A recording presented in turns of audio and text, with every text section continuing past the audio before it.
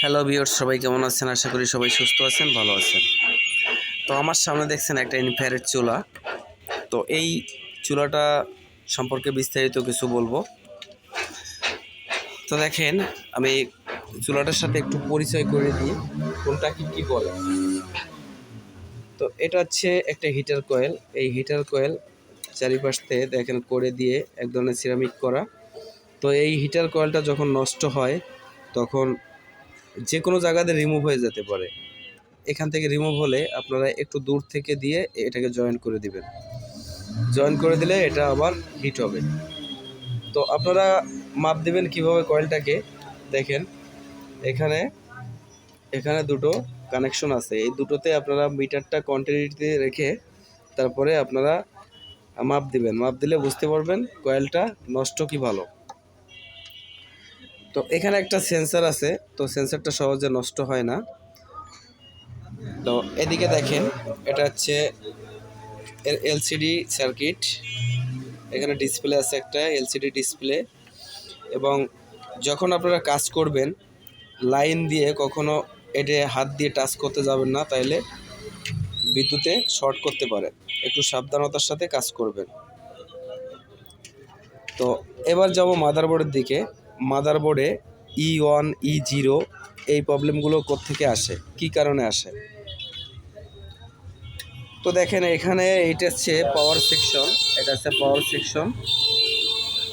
এই পাওয়ার সেকশনে যদি কোনো প্রবলেম হয় সেক্ষেত্রে আপনার টোটালে এখানে এলসিডি ডিসপ্লে আসবে না, টোটালে কোনো ডিসপ্লেই আসবে না। তো দেখেন এখানে দুটো রেজিস্ট্যান্স আছে, একটা আছে 470K আর একটা আছে 820K। এই 820K যদি কখনো রিমুভ হয়ে যায়, নষ্ট হয়ে যায়, তাহলে কিন্তু আপনার কখনো ডিসপ্লেতে লাইন যাবে না, মানে পাওয়ারটা চালুই হবে না। এখানে একটা রেজিস্ট্যান্স আছে 470K। এই রেজিস্ট্যান্সটা যদি কখনো রিমুভ হয় তাহলে আপনার E1 E0 এই ধরনের সিমটম আপনারা ডিসপ্লেতে দেখতে পাবেন।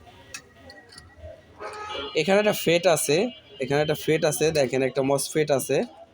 এই মসফেটটি যদি কখনো নষ্ট হয় কিংবা শর্ট হয়ে যায় সেক্ষেত্রে আপনার ইন্ডাকশনটি কখনোই চলবে না। E1 E0 এই ধরনের প্রবলেম দেখা যাবে, কিংবা সিরিজ লাইন জ্বলে থাকবে। এখানে আছে এই কেবলটা আছে, এই সেন্সরটার একটা কেবল। এই কেবলটার সাথে অনেক কানেকশন আছে, এর কন্ট্রোলিং যে সেন্সগুলো কন্ট্রোল করে এখান থেকেই সে পালসটা দেওয়া হয়। তো দেখেন এখানে LM358 একটা আইসি আছে।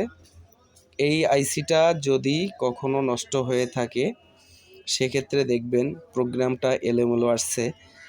E1 E0 00 বিভিন্ন ধরনের সিমটম দেখা যাচ্ছে। তো সেই ক্ষেত্রে আপনারা আইসিটা ভোল্টেজ, ইনপুট ভোল্টেজটা মাপ দিবেন এবং আউটপুট ভোল্টেজটা মাপ দিয়ে তারপরে আইসিটা যদি ভালো থাকে আর খারাপ থাকলে চেঞ্জ করে দিবেন। এখানে আছে পাওয়ার সেকশনের একটা আইসি। এই আইসিটা নষ্ট হলে আপনারা মার্কেটে খুঁজলে হয়তো বা পেয়ে যাবেন, খুব বেশি দাম না। এখানে দেখছেন জেনারেট ডায়োড আছে, এখানে কয়েকটা 4001 ডায়োড আছে। এখানে আছে ফ্যানের যে 18 ভোল্ট একটা কানেকশন। তো আপনারা চেষ্টা করবেন এই ফ্যানটা যদি কখনো নষ্ট হয়ে যায়, এখানে ফ্যানটা যদি নষ্ট হয়ে যায়, কোনো কারণে ফ্যানটা নষ্ট হয়ে গেছে, সেক্ষেত্রে কিন্তু আপনার ইন্ডাকশনটা চলবে না। ফ্যানের সাথে একটা কানেকশন এবং একটা কানেক্টিভিটি আছে। তো সেক্ষেত্রে দেখবেন এখানে 18 ভোল্ট আছে কি না, এই 18 ভোল্টটা সঠিক আছে কি না, তারপরে আপনারা ফ্যানটা চেক করবেন। চেক করলে আপনাদের সমস্যাটা ধরা পড়ে যাবে। দেখেন 18 ভোল্টের একটা ডিসি ফ্যান, এটা 18 ভোল্ট না হলে এটা চলে না। এখানে আছে একটা কন্টিনিউটি, এখানে একটা বাজার আছে, এটা আপনার সিগন্যাল দেয়। এবং এখানে সি গ্রুপের ট্রানজিস্টর আছে 8050, এটা নষ্ট হলে অনেক ধরনের সমস্যা হতে পারে। এখানে একটা বিষয় খেয়াল করতে হবে, এখানে দেখেন ছোট্ট একটা ট্রানজিস্টর আছে, এটা 78 কাজ করে, এটা 5 ভোল্ট আউটপুট করে। অবশ্যই মাপ দেবেন এখানে 5 ভোল্টটা আছে কিনা। 5 ভোল্ট একটা মেইন ভোল্টেজ এলসিডির জন্য। 5 ভোল্টটা না হলে এর পিছনে একটা প্রোগ্রামার আইসি আছে, এই আইসিটা 5 ভোল্ট না হলে কোনো কাজ করবে না। তো আরেকটা বিষয় আমি আপনাদের খুব সুন্দর করে দেখাবো। তো দেখেন আমার সামনে যে ইনফ্রারেড চুলাটা দেখছেন, এই ইনফ্রারেড চুলাটার একটা ভিন্ন ধরনের সমস্যা। তো আমি অনেক ঘেটাঘেটি করছি, মাদারবোর্ডটি কোনো প্রবলেমটা আমি পাইনি, মাদারবোর্ডটা ফুল ওকে, কিন্তু আমার এখানে 5 ভোল্টটা শর্ট। তো মিটার দিকে তাকালে বুঝবেন আমি এখানে নেগেটিভ পজিটিভে আমি এই লুপ দুটো ধরছি, ধরার সাথে দেখেন শর্ট, টোটালে শর্ট দেখাচ্ছে।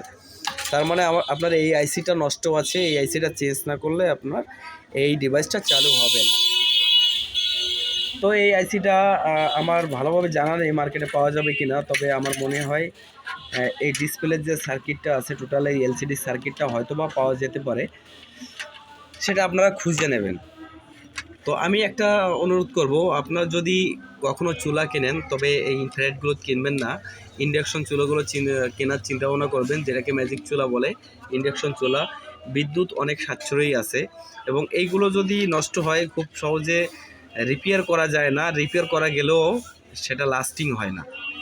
তো এই ধরনের কয়েল টয়েল আপনারা সব কিছুই কিনতে পারবেন, মার্কেটে অ্যাভেলেবেল কিনতে পাওয়া যায়। এই ধরনের মাদারবোর্ডও আপনারা কিনতে পারবেন। তো আমি একটা কথা বলবো, আপনারা যদি মাদারবোর্ডগুলো রিপেয়ার করার চেষ্টা করেন তাহলে আপনাদের আউট নলেজটা অনেক বেশি ভালো আসবে। আউট নলেজটা যদি না আসে তাহলে আপনি রিপেয়ার করতে পারবেন না। দেখা গেলো একটা জিনিস মার্কেটে পাওয়া যাচ্ছে না, সেটা তো আপনার অবশ্যই রিপেয়ার করতে হবে। সেক্ষেত্রে আপনাকে ধৈর্য ধরে এটি রিপেয়ার করার চেষ্টা করতে হবে, তাইলে আপনি ভালো আউট নলেজ অর্জন করতে পারবেন। তো বন্ধুরা, ভিডিওটা এই পর্যন্ত, তারপরে অনেক বড় ভিডিও হয়ে গেছে। তো যদি ভিডিওটা ভালো লাগে তো আমার চ্যানেলটা সাবস্ক্রাইব করে দিয়ে আমার পাশে থাকবেন। সবাইকে ধন্যবাদ।